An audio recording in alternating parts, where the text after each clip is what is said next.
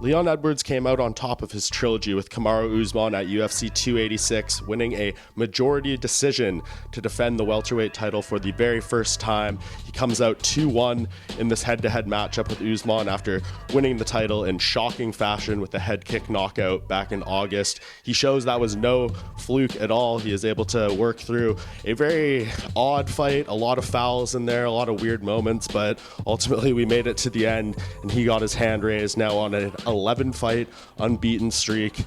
Has been on a roll since his first fight with Usman way back in 2015, and now he is the new king of this division unequivocally, and kind of looks forward to a new era in this weight class to see what he can do. A lot of fresh matchups. Usman, of course, had beaten a lot of the people in this weight class, so some turnover at the top really changes things a lot here now that we know we're moved past this rivalry between these two and we're going to get something fresh, and it seems like we know exactly what is going to be next. Of course, Dana White saying post-fight, without any questions at all, it is going to be Colby Covington versus Edwards next.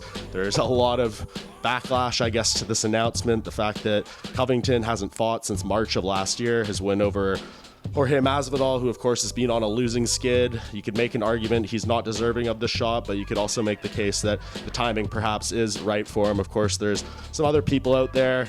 Leon Edwards has his history with Jorge Masvidal, who is fighting Gilbert Burns coming up next month. Even if Masvidal wins, you could make an argument that he deserves the shot less than Covington, who of course Covington just beat him not that long ago. And Bilal Muhammad is out there. It sounds like they're trying to do him versus Shavkat Rakhmonov, according to Dana White.